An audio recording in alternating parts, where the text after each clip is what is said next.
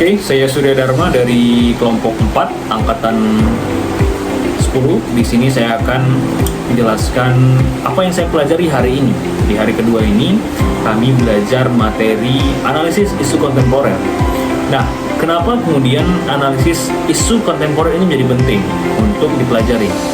Karena pada dasarnya dunia selalu berubah, dan kita sebagai manusia dan kita sebagai saya sendiri sebagai seorang ASN dituntut untuk terus beradaptasi, menyesuaikan dengan berbagai perubahan yang terjadi.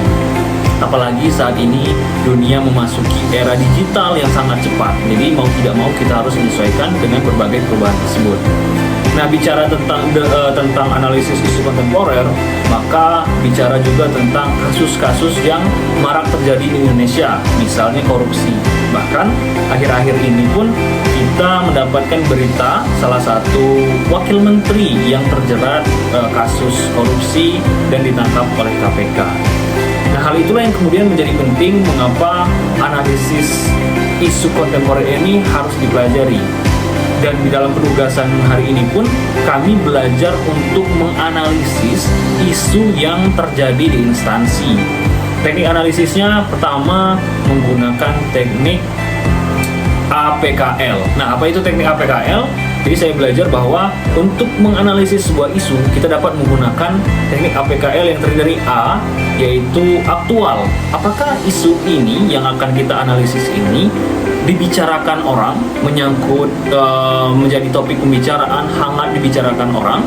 Kemudian P, problematik. Apakah isu tersebut terdiri dari banyak dimensi masalah? Kemudian K, khalayak. Apakah isu ini menyangkut hajat hidup orang banyak? Dan L, layak tidaknya isu ini, relevan tidaknya isu ini untuk diselesaikan. Jadi dengan teknik analisis ini kita dapat melihat apakah kemudian isu ini memang menjadi perbincangan orang, menyangkut hajat hidup orang banyak, kemudian relevan atau tidak untuk diselesaikan.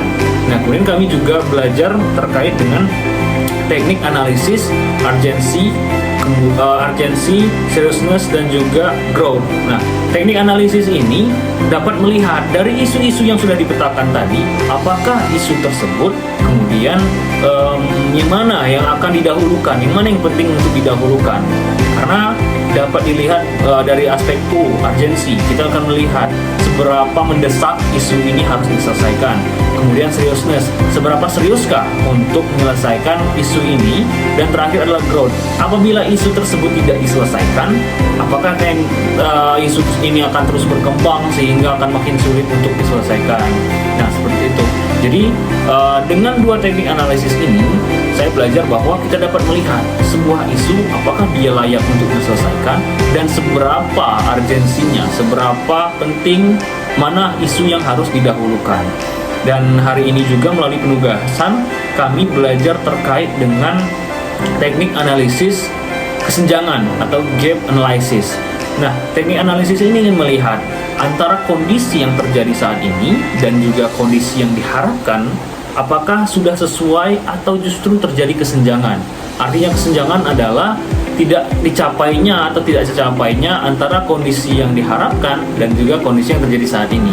Dan apabila tidak tercapai, langkah apa yang kemudian dapat kita ambil sebagai pemangku kebijakan untuk mengatasi isu tersebut. Jadi lebih kurang tiga teknik analisis inilah yang saya pelajari untuk melihat suatu isu, suatu permasalahan, utamanya di instansi kami sendiri misalnya, untuk melihat bagaimana isu tersebut apakah relevan untuk diselesaikan, seberapa urgent yang untuk diselesaikan, dan kemudian langkah-langkah apa yang dapat diambil untuk menyelesaikan isu tersebut.